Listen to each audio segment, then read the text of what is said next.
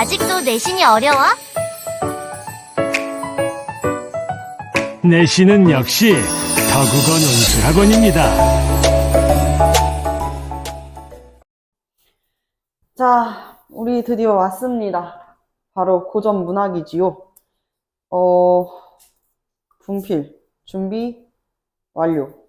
라고 하기엔 분필이 지금 조금 너무 짧아요. 시원하게 버리고 새로 시작합시다.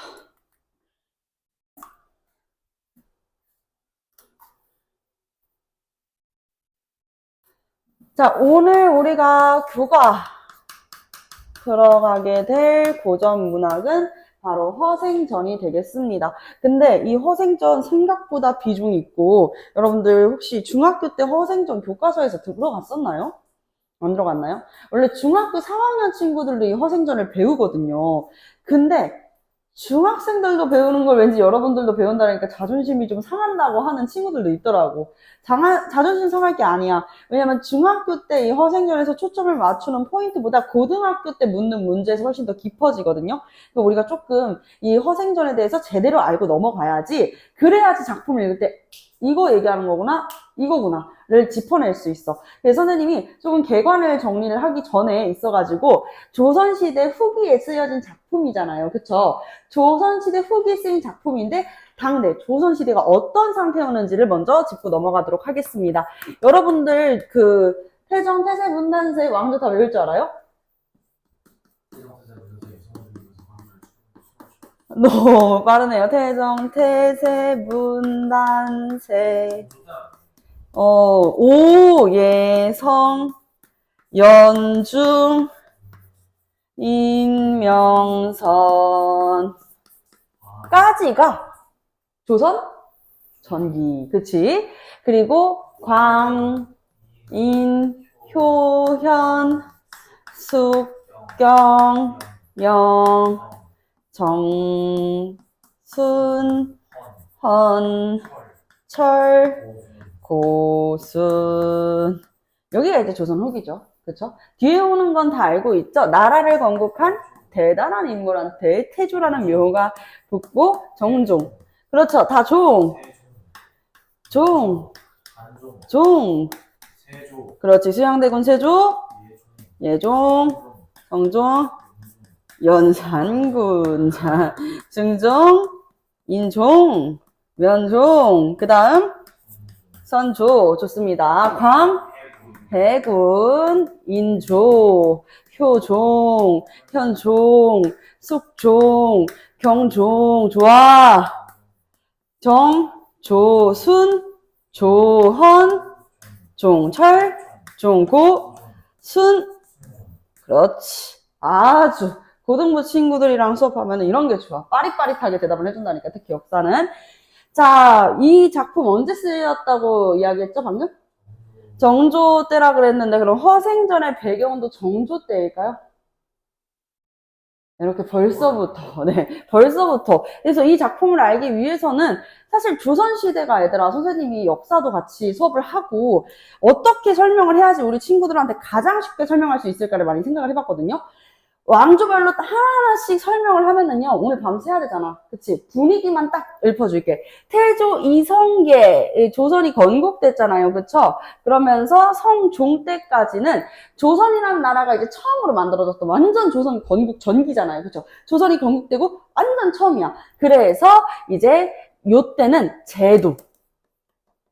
예를 들면은 중앙통치체제나 아니면 중앙만 정비한다고 될 거 아니잖아요. 근데 저 때가 전성기라 그랬어요. 지방행정제도. 저 때가 전성기 아니었어요. 반박하기 어렵군요. 그리고 교육이나 아니면 통신, 교통, 그리고 관리를 뽑는 제도들, 이러한 제도들을 수립해 나가던 과정이었다. 아시겠죠? 그래서 세종 때 오늘날까지 쓰고 있는 훌륭한 우리말 한글이 창제되었었고, 그리고 세조 때 조선 최초이자 최대의 법전 경국대전이 편찬되기 시작했고, 완성은 성종 때. 성종 때 다시 한번 이제 조선이 조금씩 재정비되는 모습이 보여졌습니다. 근데 이때 이제 아무래도 조선 건국에 참여했었던 세력들 있잖아요. 혁명파, 급진파, 온건파 사대부, 급진파, 온건 사대부가 뭐야? 급진파, 신진 사대부들. 이 신진 사대부들이 정계를 쥐고 있었단 말이야. 그치? 조선이라는 나라는 어떤 나라야? 철학자의 나라야. 어떤 철학? 유교의 한 달래인 성리학의 나라죠. 그쵸? 성리학이라는 게 뭐야? 인간의 본성이 곧 우주의 이치다 라고 해서 우리가 이것을 성리학이라고 이야기를 합니다. 성리학이라고 이야기를 하는 것이죠. 자, 근데 성리학은 그래서 굉장히 이제 충과 효, 연려 이런 사상들 비롯하고 공부를 되게 많이 해요. 이제 우리가 공부를 해가지고 덕과 식을 쌓는다 그러죠. 그래서 학문적 수양을 되게 중요시 생각을 했어. 그래서인가 허생전에서 허생이 제일 처음에 뭐 하면서 시작해요? 책 읽어요. 7년 동안 종일 책을 읽죠. 그쵸? 자, 그리고 이후에 세조 때가 이제 왜 세조가 종인가 항상 궁금하지 않았니? 나라를 건국한 혹은 뭐 개혁 정치를 한 대단한 인물들, 나라가 정말 위기에 빠졌었다가 되살리는 사람들한테 이런 조라는 묘호가 붙는 것까지는 이해를 했는데 대체 전 좋아할 때 저는 빠를 줬지 않아요. 근데 제가 그 생각하기에는 약간 두 가지 설. 하나는 세조는 힘이 셌다. 오 그래서 지가 하고 싶은 대로 했다. 두 번째는 앞에 세종이랑 겹쳐가지고 자기가 바꿨다. 아니야 이게 앞에 겹칠 리가 없는 게 묘호 자체가 아예 앞자도 바뀌면 되는 거잖아. 그치? 근데 조선 전기이기도 하니까 바뀔 수 있었잖아. 근데 왜 조라는 묘가 없었냐? 당시 세조가 봐봐. 태조 이성계의 아들 둘이죠. 그쵸? 아들 7명 중에서 둘째 아들, 다섯째 아들이었잖아. 이방원. 그리고 이방원의 아들 세종. 세종의 아들 문종. 문종의 아들 단종. 근데 다시 세종의 아들 세조. 이렇게 된단 말이야. 자신의 어린 조카, 자신의 형의 아들, 어린 조카를 축출해내고 실권을 잡게 되는 인물이 바로 수양대군 세조였어. 그래서 이 세조를 지지했던 세력이 훈구파라고 하는 세력이었었는데 맞아. 이 훈구 세력들이 이 왕실과 외척 가문, 외가 친척이 되려면 어떻게 해야 되겠어? 결혼을 해야 되겠지. 근데 신하가 왕이랑 결혼을 해? 그런 말도 안 되는, 그치? 어떻게 해요? 대부분? 자신의 딸, 아니면 동생, 여동생을 결혼시키는 거야. 왕실과. 그렇게 이제 좀 힘을 기른 이가 있었으니, 오늘날의 압구정을 만든 사람이죠. 바로 한명회라는 인물이 있었습니다. 이 한명회라는 인물을 비롯한 훈구파가 싹 정계를 쥐고 있었단 말이야. 거의 막 흔들다시피 했었지. 그리고 나서 성종의 롤모델이 누구냐? 세종이었어. 세종. 그러다 보니까 나는 세종대왕처럼 왕도 정치 추구하고 싶은데 왕의 힘이 강력한 게 아니라 왕도 정치 추구하고 싶은데 해서 성종이 등용하는 세력이 있었으니 그들이 바로 맞아 사림 아주 똑똑해요. 조선 건국 당시에 고려시대 때 온건파 신진 사대부였었던 사림 세력들 조선 건국이 거의 확정되면서부터는 정몽주도 제거당했잖아, 그치? 그래서, 정몽주도 제거당한 마당에 이제 큰일 났다. 조선건국은 기정사실이구나. 선비사의 수풀림. 낙향하여 이제 산에서 열심히 산골에서 공부하는 철학자들, 사림 세력들이 등용되었었던 거야. 그리고 나서 이때는 사림 세력들이 무엇을 겪어? 여러 번 훈구랑 정계 진출해가지고, 맞아. 이렇게 훈구랑 사림이 대립하면서 사림이 여러 번 당해요. 그걸 우리가 사화라고 이야기를 했어. 그 사화가 연산군 때의 무오사화와 갑자사화, 그리고 중종 때의 이 조광조라고 하는 시대를 앞서간 개혁 정치가가 있었잖아요. 그 인물이 이제 중종의 손에서 등용되었다가 다시 결국에는 떨어져 나가게 되는 그 사화, 기묘사화 일어나고 명종 때 의사사화 일어나게 되죠. 그래서 사실 교과서에서 배우는 사화가 4가지지 실제로는 훨씬 더 많아요. 이런 사화를 겪으면서 살림 세력이 정계에서 밀리는 듯 했으나 다시 선조 때 살림 세력이 사전후기 끝에 드디어 정계를 주도하게 됩니다. 오, 살림이 정계를 주도하게 되는구만. 살림 세력들이 정계를 주도할 수 있었던 이유는 2가지가 있었는데, 서원, 천연에 대한 제사를 지내고 학문적 연구를 하는 공간이었었던 서원과, 그리고 향약이라고 하는 향촌사회의 자치규화, 유교적 질서, 성리학적 유교윤리로 지방민들을 교화시키는 향약을 만들어서 이 정치적인 기반을 착착 다져온 거지. 조선은 다시 한번 이야기합니다. 철학자의 나라죠. 철학적 기반, 제대로 된 토대가 없었던 훈급하는 여기까지였던 것이에요. 오케이? 자, 근데 조선의 전기의 모습을 보면은 그냥 뭐 괜찮은데? 이렇게 생각할 수 있겠는데 이 살림 원흉이 됩니다. 허생전뿐만이 아니라 박지원 선생님이 무슨 사회를 비판해? 양반 사회를 비판한단 말이야. 이 양반들이 대부분 무엇이었냐? 4대 부들 아니겠어? 그치? 자, 그러니까 얘네들이 갑자기 왜 욕을 먹는 거지? 이걸 궁금해 해야 돼요. 살림 세력이 선조 때 이제 동인과 서인으로 나뉘게 되었고, 나중에는 이 동인도 북인과 남인으로 나뉘게 됐어요. 그러다가 광해군을 지지하는 세력들이 임진왜란, 선조 하면은 뭐야? 임진왜란이잖아. 임진년에 일본이 쳐들어와서 난을 일으켰다 해서 임진왜란이죠. 그쵸?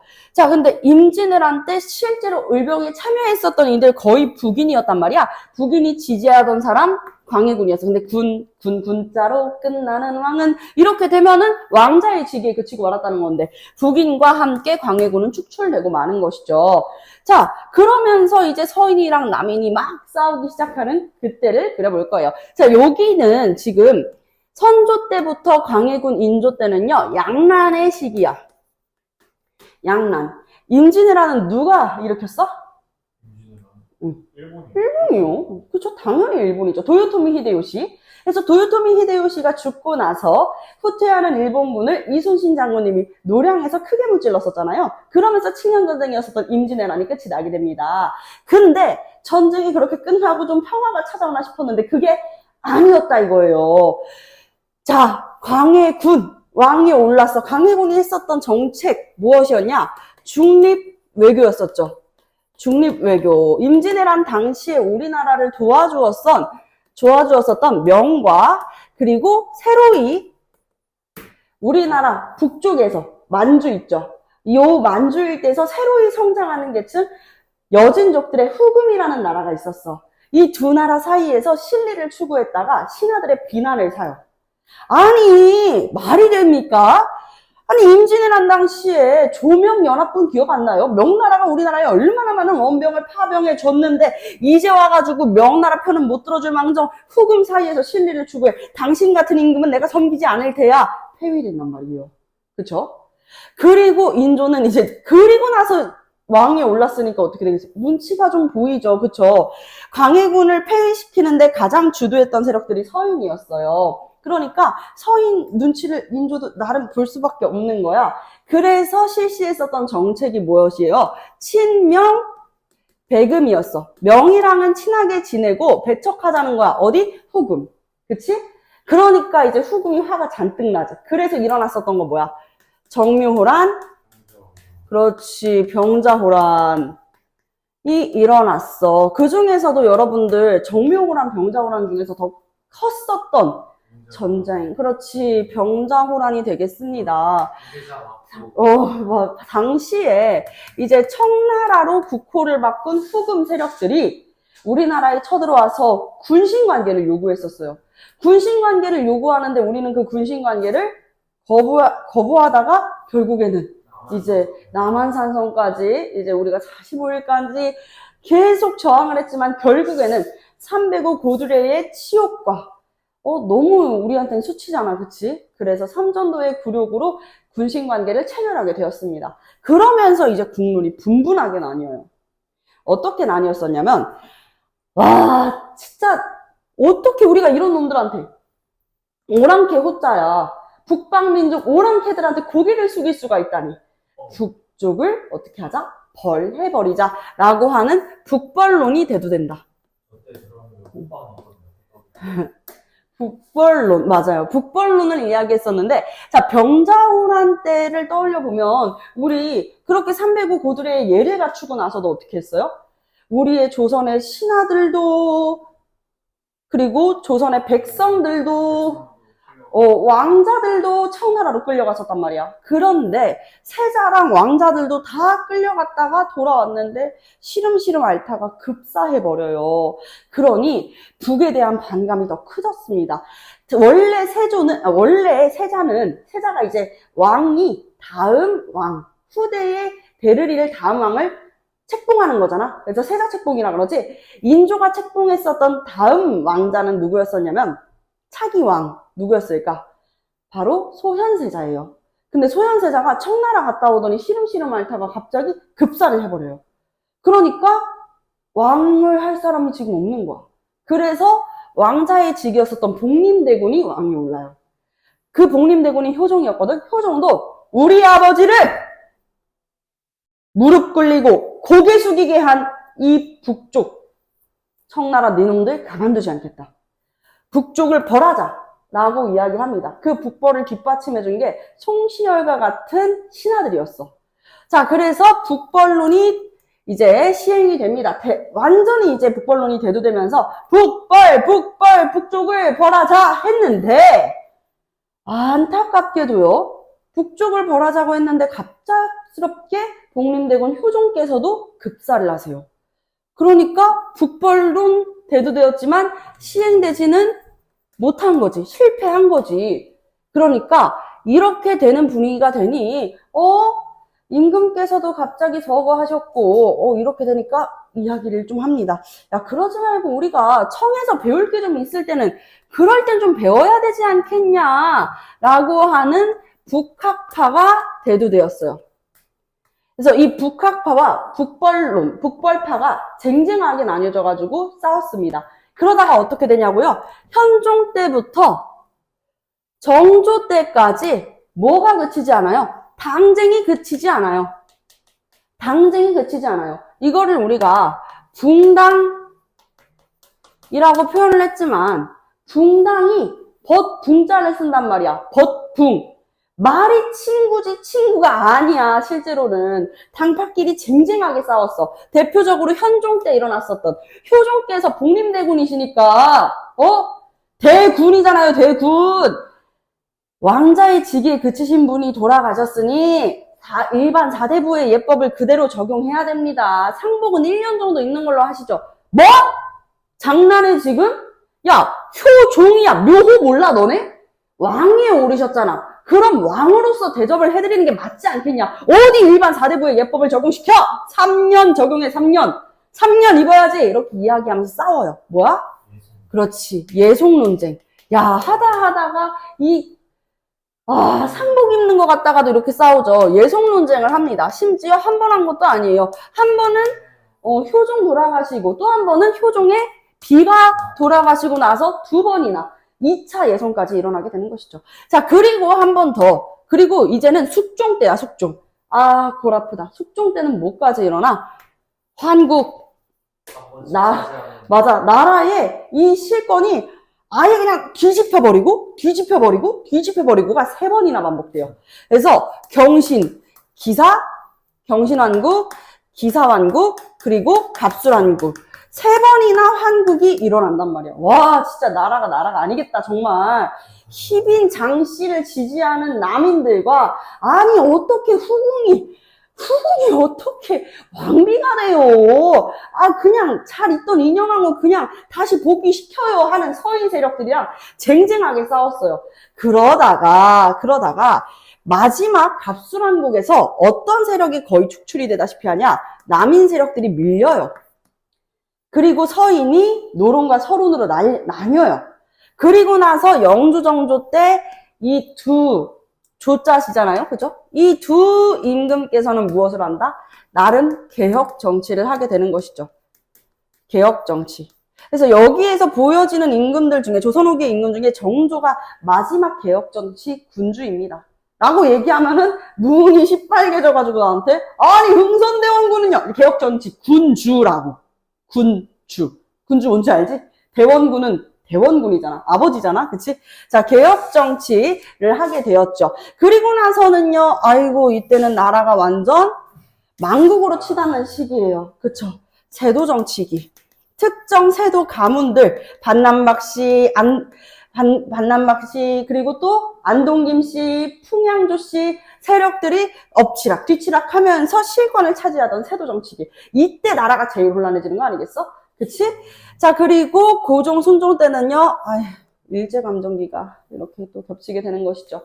자, 그러면 이 시기에서도 정조 때 쓰여졌다고 그랬잖아. 우리가 교과서에 배우는 건 딱 요런 정도야. 여기에 조금만 조선 후기에 대한 이야기를 착착 넣어줄게. 백성들의 삶은 어땠는지 한번 들여다보자. 백성.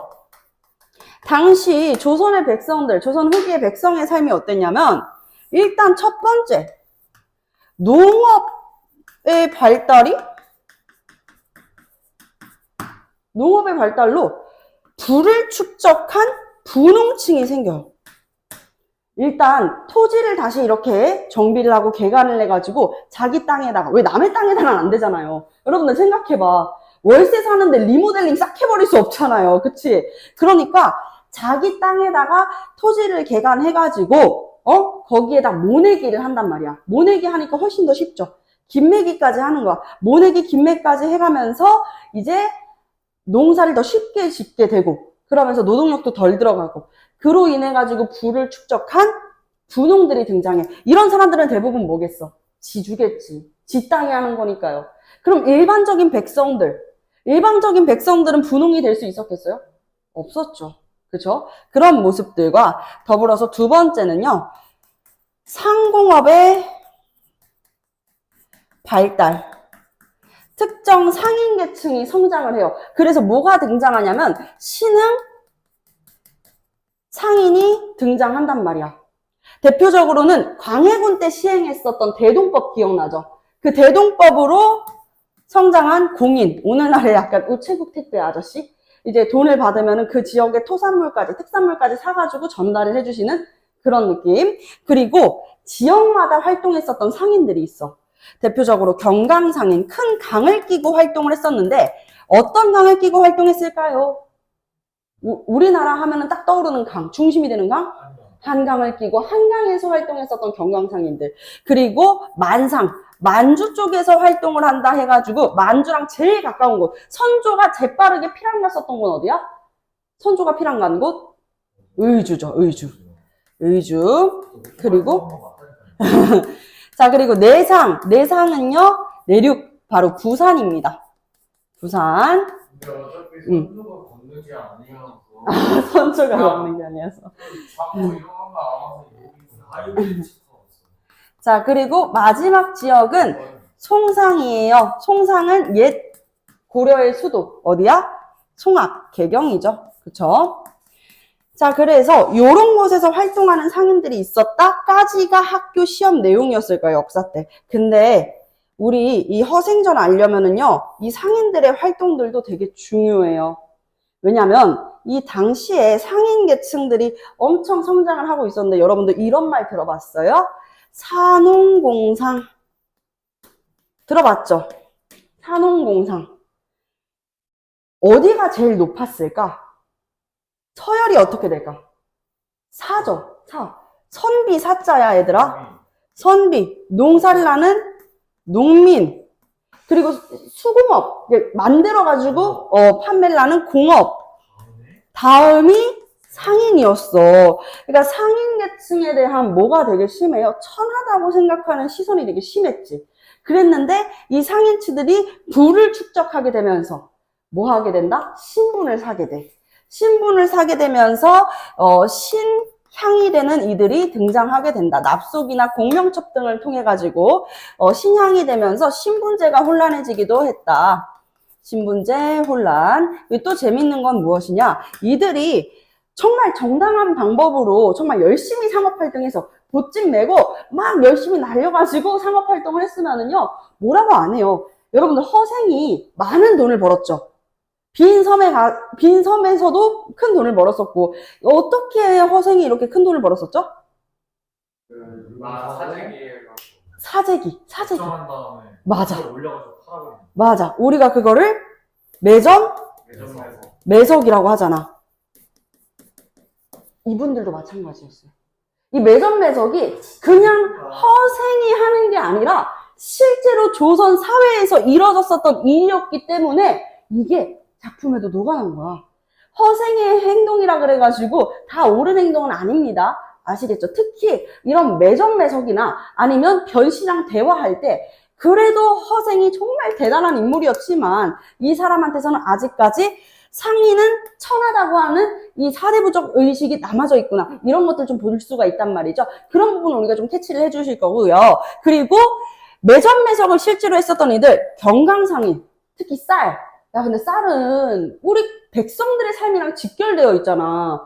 쌀을 매석 해가지고 쌀값을 엄청나게 폭등시켜버려요. 그러니까 백성들이 먹고 살 게 없으니까 뭐가 돼요? 도적이 되어버리기도 합니다. 조선 후기 때 이 농민 반란도 굉장히 많이 일어나고 그리고 불황자가 되는 이들도 많았어요. 그렇다면은 조선 후기에 이렇게 백성들이 일반적인 삶을 사지 않고 불황자가 되고 도적이 되고 이런 모습을 보면은 백성들을 손가락질하는 이들도 분명히 있을 수 있겠죠. 근데 봐봐 얘들아. 효종 때도 그렇고 심지어는 영조 때, 정조 때까지 아사하는 사람들이 정말 많았어요. 뭐라고? 아사. 아사라는 말 요즘 들어볼 수가 없죠. 왜? 그런 사람이 없거든. 이 당시에 아사는 너무 흔한 일이었어. 심지어 1000명, 2만 명 수준이 아닙니다.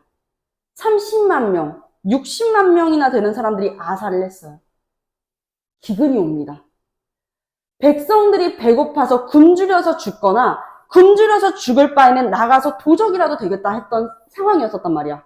근데 그런 상황에서 자 다시 돌아가. 허생이 제일 처음에 뭐 하고 있었다고 그랬죠? 책 읽고 있어요. 이거 뭐야?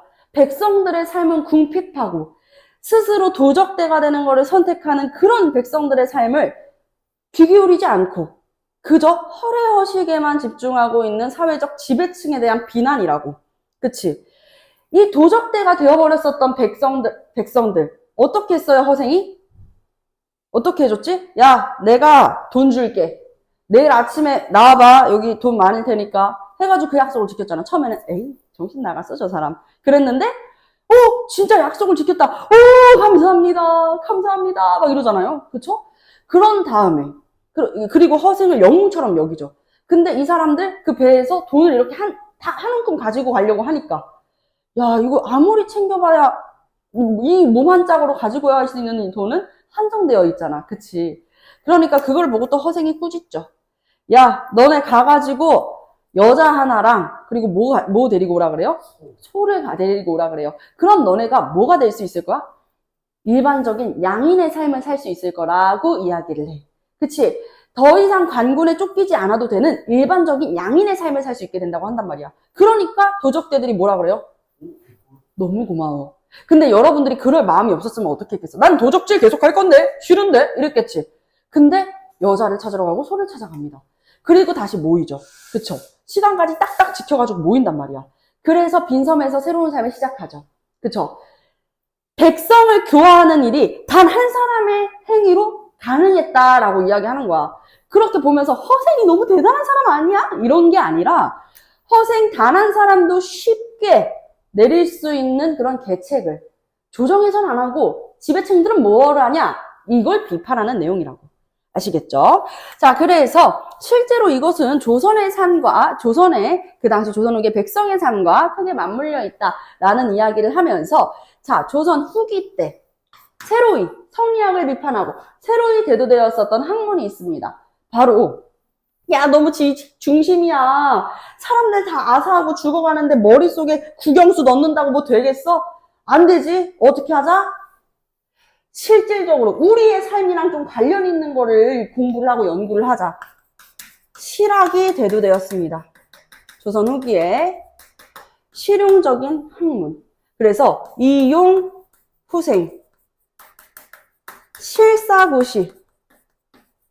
실사고시 뭐야? 우리의 삶에 직접적으로 관련이 있는 실증적이고 실용성 있는 학문을 하자라고 이야기를 한 거야. 이해되셨을까요? 그러면 이 실학을 조정에서는 받아들였을까요? 사회적 지배층들, 사대부들은 이걸 인정했을까요? 실학을 받아주지 않았습니다. 여러분들 어느 정도냐면 이 인간의 본성군 우주의 이치라는 이 성리학 있죠. 성리학이 남송 때 만들어졌어. 남송 때 주희가 집대성한 걸로 알고 있잖아요.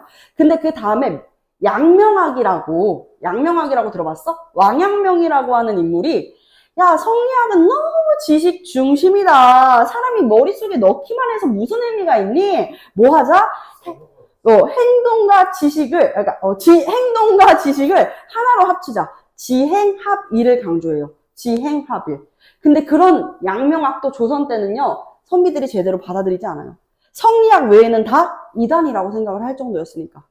그러니까 실학이라고 이야기하는 이것도 실제로 크게 귀 기울이지 않고 제대로 수용하지 않았습니다.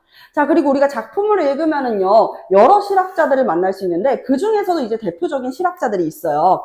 자, 실학이라는 것은 우리 실제 생활에 도움이 되는 학문이잖아. 그치? 실제 생활에 영향을 끼치는 학문. 아까 선생님이 백성들의 삶은 어떻게 나뉘었다 그랬어? 농업과 상공업으로 나뉘었다 그랬지. 자, 그러면 농사를 개혁해가지고, 농사를 개혁해가지고 이 실학을 실현시키자라고 했었던 농업 중심 개혁론을 이야기한 인물이 있어요. 이 인물이 어디에 나와? 허생전에 나와요. 대표적인 인물 반계 유형원. 반계수록에 반계 유형원이라는 인물이 있었습니다. 그리고 성호 사설의 성호 이익. 그리고 다산 하면 딱 누구야? 다산. 정렬이. 그렇지. 다산 정약용과 같은 인물이 있었다. 그 외에도 상공업 중심으로 개혁을 하자는 인물들이 있었어. 그들이 누구였었냐? 유형원의 동생이에요. 그래서 유땡원이었어. 누구였을까요? 유수원. 네, 수원입니다. 수원. 자, 그리고 여러분들 요 허생전 열하일기 안에 수록되어 있었다 그랬죠. 누가 썼어? 박지원. 맞아요. 아주 훌륭해요. 박지원 선생님이랑 박재가 선생님이랑 상공업 중심 개혁에 있어가지고 의견이 거의 비슷했어요. 그리고 홍대용. 둘이 제자였다고. 네, 맞습니다. 그래서 굉장히 비슷했었어요. 자, 이들이 주장했었던 내용 그냥 우리가 배경 지식으로 조금만 알아둡시다. 그러면 허생전에서 특히 반계 유형원과 같은 인물들 실학에서 실학을 처음으로 시작했다라고 해도 과언이 아닌 이런 인물들이 어떻게 살아가고 있는지 왜 이런 인물이 이렇게 살아가고 있지? 이런 의문이 조금 풀려. 아, 당대의 시대상이 이런 큰 그릇을 인지하지 못했구나. 받아들이지 못했구나. 이런 것들을 알 수 있단 말이야. 잠깐만요. 히터가 나오는 것 같아요.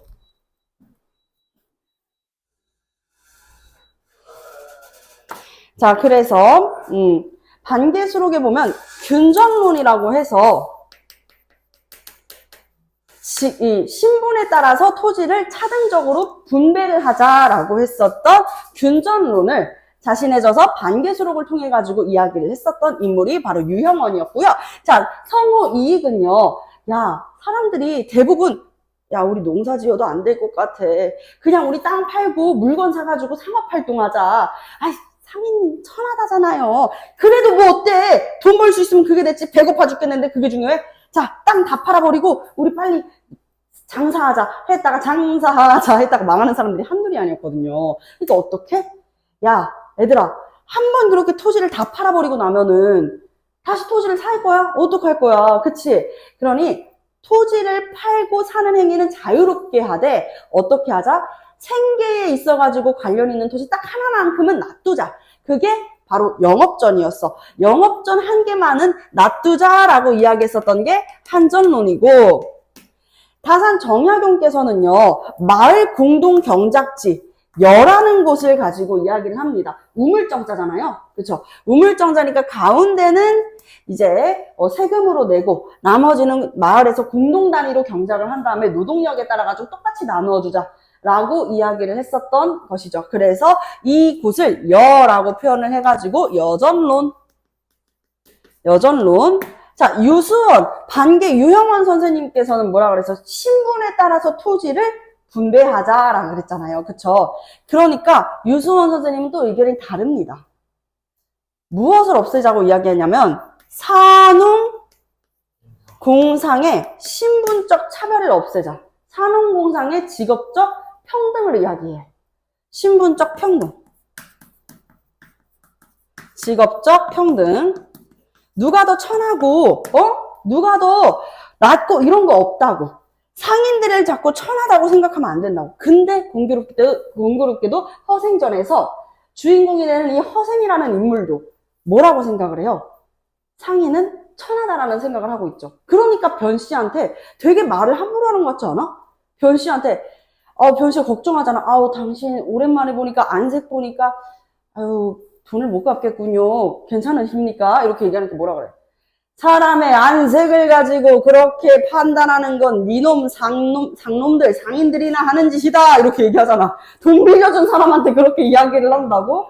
그치. 그러니까 아니 왜 저렇게 얘기를 하냐 고마운 사람한테. 그러니까 상인에 대한 은연중에 나는 상인보다 더 내가 너 같은 상인인 줄 아느냐 이렇게 이야기하는 태도에서 그 당시의 시대상에서 상인들은 어떻게 생각했는지를 잘 나타내고 있죠.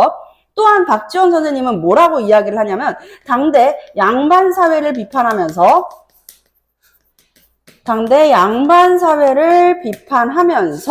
더불어서 수레와 선박을 통한 이동을 강조했습니다. 왜냐하면 우리나라가 선박을 통해서 배를 타고 다른 나라를 가는 게 안 돼요. 미치겠지 않니 얘들아? 저 답답하지 않아?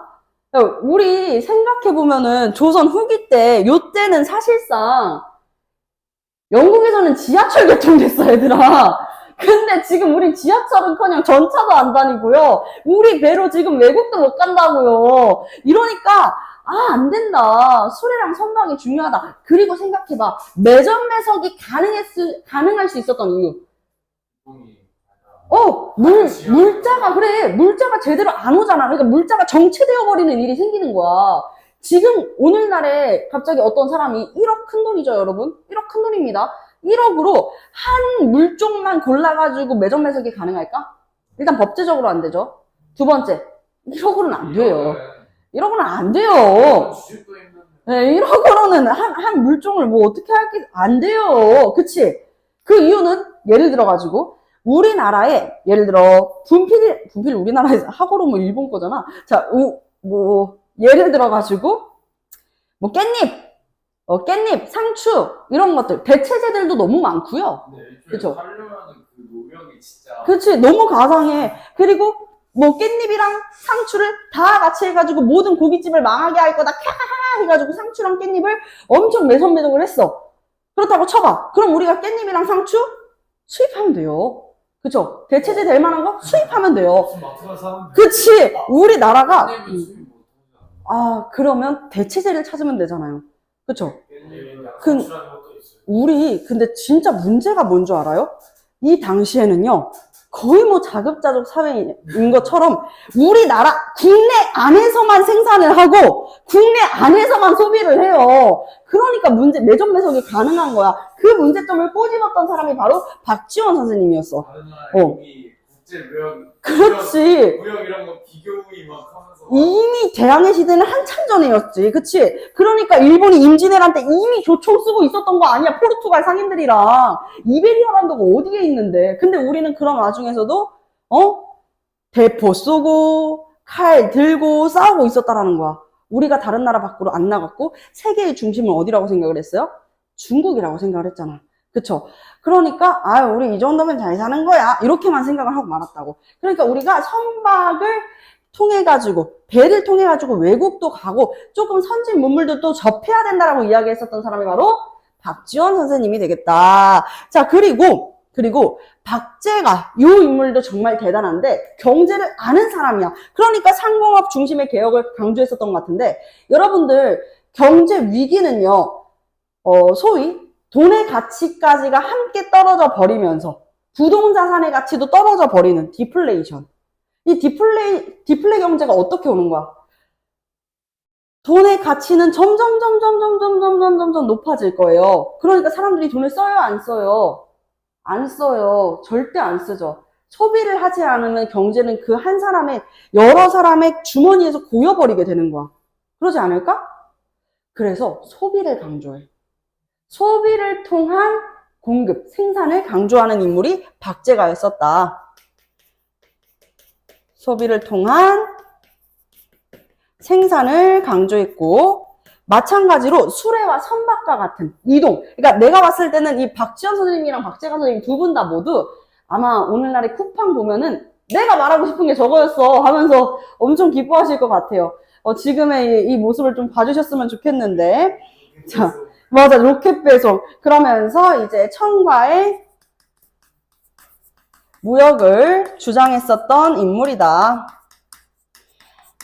홍대용 선생님은 살짝 생각이 다르셨는데 지전설을 주장하면서 지전설이 이제 땅이 움직인다. 그러니까 지구가 돈다라는 거지. 이전까지 알지 얘들아? 태양이 지구를 중심으로 돈다라고 이야기했었던 거. 자, 지전설을 주장하고 그리고 중국 중심의 세계관을 비판했습니다. 그래서 우리가 너무 중국에 의존해서는 안 된다라고 이야기를 했어. 근데 대체적으로 우리 이 상공업 이 중심 개혁을 이야기했었던 인물들은요. 일단 뭐가 많았냐? 북학파가 많았어. 북학파가 많았어. 그게 어디에서도 좀 나오냐면 자, 허생전에서 이 변씨랑 허생이 좀 술 마시고 엄청 친해지잖아. 그치? 거진 뭐 단짝 친구 마냥 친해져가지고 변씨가 이제 이완이라는 인물을 소개시켜줘. 임금의 총애를 듬뿍 받는 사람입니다. 해가지고 이제 허생을 만나는데 허생이 여러 가지 이야기하죠. 너 내가 이렇게 하라는 대로 너 할 수 있어? 근데 그 중에서 마지막 하나 생각해봐. 그러면 청에 가서 선진적인 문물들을 배워오거나 청을 조금 보고 관찰을 해라 이런 이야기를 할 때 청나라 사람들은 어쨌든 만주족, 여진족이잖아요. 그쵸? 변발하고 호복 입고 가가지고 스파이 좀 해라 이렇게 이야기를 했어. 뭐라고 얘기해? 그건 좀. 왜 그건 좀이래? 어디 선비가 오랑캐 머리를 하고 오랑캐 옷을 입고 그건 좀. 아직까지도 이런 상황에서도 무엇을 중시하는?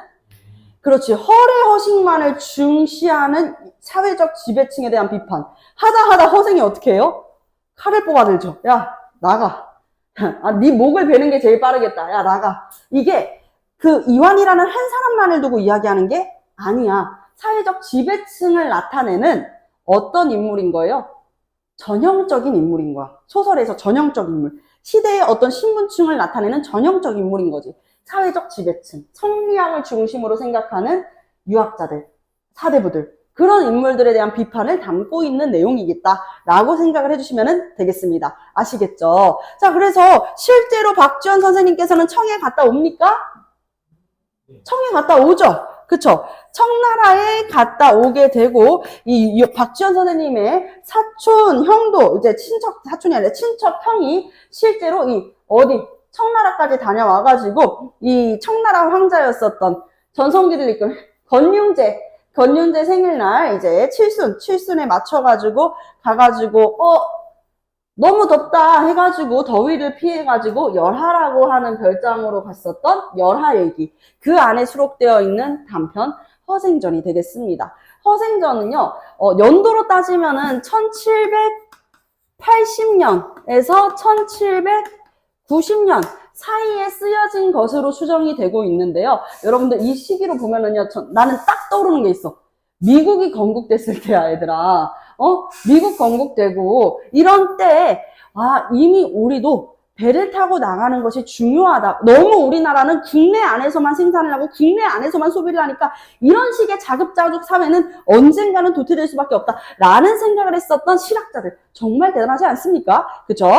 자, 그러면서 17세기 후반 이 반개 유형론이 비롯한 것으로 보여지는 이 실학, 그리고 우리보다 발달한 청해 선진 문물을 받아들이라 하는 이런 북학파의 주장이 계속 조정에서는 외면당해 왔었던 그 당대 시대상을 잘 담고 있는 작품 허생전이 되겠습니다. 자, 허생전 또 한 가지 우리 교과서에 보면은 허생전 들어가기 전에 한국 서사 문학의 흐름에 대해서 이야기를 한단 말이죠. 그쵸? 처음에는 일단 주로 제천의식에서 제천의식에서 하늘에다가 제사를 지르는 걸 제천의식에서 비롯되었을 것으로 불려지다가 이후에는요 구비문학, 구비전승되었을 것으로 보여지다가 구비문학, 구비전승. 그리고 고려 때는요 어떤 산문문학을 배웠었어 우리가? 가전체 문학이에요. 가전체 문학은 전기라는 것은 한 인물을 중심으로 한 일대기잖아. 그치? 근데 가가 무슨 뜻이냐? 가짜야. 가짜로 만들어낸 인물이야. 그래서 가전체 소설 중에서 여러분들 그 공방전이라는 소설이 있어. 공방전은 공방, 그러니까 동전, 엽전 같은 동전이 사람처럼 나와. 그러니까 가짜 인물, 의인화를 시켜가지고 이제 소설로 쓰는 것들, 가전체 문학이 쓰여지게 되고 그 다음에 이제 조선시대에 들어서 소설이라고 하는 문학의 한 갈래가 쓰이게 되는 것이죠. 아시겠죠? 자, 그리고 이 허생전의 성격은 사회 비판적이면서 동시에 풍자적인 성격을 가지고 있는데, 풍자는 여러분들 풍자만 딱 보면은 서민들의 미의식? 하하하 이렇게 생각하는 친구들이 있어. 잘못 배우고 있는 거지. 서민들의 미의식, 골개미에 풍자와 해악이 있는 거는 사실이야. 근데 선생님이 항상 얘기하잖아. 해악은 필수, 풍자는 선택이라고. 근데 이거는 풍자적이라고. 해악은 하하 조금 웃긴 거예요. 근데 풍자는 심각한 상황을 비꼬아서 표현하는 거라고. 아시겠죠? 비꼬아서. 마치 이 당대의 백성들의 삶을 뒤흔들어 놓았었던 매점매석을 우스꽝스럽지는 않잖아, 솔직히. 허생이 가가지고 막 이것저것 매점매석 해가지고 처음에 뭐 매점매석 했었어? 맨 처음에. 그렇지. 과일 매점매석하고 이게 재미있어? 솔직히 재미없잖아. 그치? 그런 것들로 이제 보여주는 거야. 당대 시의상을 비꼬아가지고 표현한다. 이렇게 봐주시면 되겠습니다. 아시겠죠? 그래서 조선의 현실을 꿰뚫고 있는 허생이지만 그 행동 하나하나에서 조선시대 후기의 모습을 잘 볼 수가 있다라고 볼 수가 있겠어요. 그래서 실학사상과 북학사상을 기반으로 당대 시대를 비판하는 내용 지금 같이 들어가 보겠습니다.